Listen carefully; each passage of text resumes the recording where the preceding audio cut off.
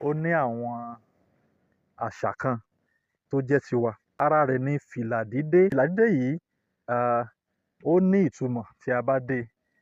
Ní ẹ̀yìn pé ó mú kí aṣọ ó yẹ ni, ó tún ní àwọn ìtumọ̀ kan tí a máa ń fi sí fìlà. Ọ̀pọ̀lọpọ̀ ọgbọ́n la rí kọ́ nínú fìlà. Àkọ́kọ́ nínú ẹ̀ ni pé ìpéǹpéjú làálàá fìlà. Yorùbá ní ìpéǹpéjú òun ni ààlà fìlà. Ìyẹn ni pé tí o bá ń dé fìlà rẹ sórí, tó bá ti dé ìpéǹpéjú, ó gbọ́dọ̀ dúró. Tó bá ti ń kọjá ìpéǹpéjú, àìsàn ti wà ńbẹ̀ nu. In tó fà á ni pé àwọn mìíràn a máa dé fìlà wọn tí ó bo ìpéǹpéjú. Àpẹẹrẹ pé òtútù mú wọn nù, wọn a tún fi bo etí. Yorùbá wá ní pé ìpéǹpéjú ń làálàá fìlà. Tó bá ti kọjá ìpéǹpéjú, nǹkan míì ti wọ̀ nù. Fìlà dídé bí mo ti sọ, ó ní ìtumọ̀ lọ́pọ̀lọpọ̀. Ẹ̀yin ẹ wo torí mi yìí.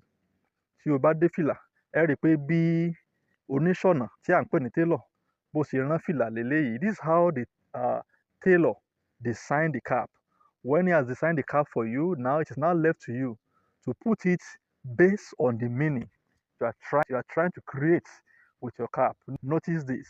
If I'm a married man, there is a different way I will style my cap. Ọwọ́ àlàáfíà ni àwọn tó bá ti gbéyàwó máa ń gẹ fìlà sí. Ẹni tó bá jẹ́ àpọ́n tí ò tíì níyàwó, ọwọ́ ọ̀tún ni ó gẹ fìlà tiẹ̀ sí. Ìyẹn ni pé tí o bá dé àwùjọ, bí o ṣe gẹ fìlà rẹ, ó fi ìtumọ̀ hàn bóyá o ti ní aya tàbí kò tíì ní aya. Torí náà, nígbà tó bá ń lọ sóde, má kàn gbé fìlà kó gbé sórí. Ronú, ǹjẹ́ mò ń wáya bí àbí mo ti láya? Ìwọ tó ti láya tó wá lọ kọ fìlà rẹ sọ́wọ́ ọ̀tún, tí àwọn ọmọge bá ń sùrù bù ọ́, má dá wọn lẹ́bi o. Wọ́n rò pé o ò tíì láya ni.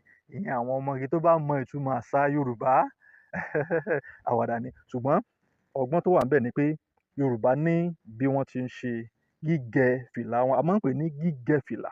Bí mo ti sọ, lẹ́yìn gígẹ fìlà, a tún máa ń fi fìlà sọ̀rọ̀. We use cap to make statements. Maybe you are going somewhere where they have thought that you can never become anything. I want to prove to them that yes, God has answered my prayer. I want to make a statement for them. Yorùbá lè gbé fìlà wọn sí gọngọsọ báyìí. Àwọn míì á pè ní kẹlẹ́nu sọnù. Ẹ̀yin náà rí i pé tí ìwà ní bó ṣe jẹ́, ẹ ò kàn lè gẹ fìlà kẹ́ ẹ sọ ẹnu rẹ̀ téńté báyìí. Ọ̀rọ̀ kan la fi ń sọ pé ọwọ́ mi ti tẹ̀ ẹ́ ná. Ẹ wá wò ó, kò ń ṣe gbogbo ènìyàn tó ṣe fìlà báyìí ló ń bẹ́ nìkan wí tàbí ó ń bá èèyàn jà.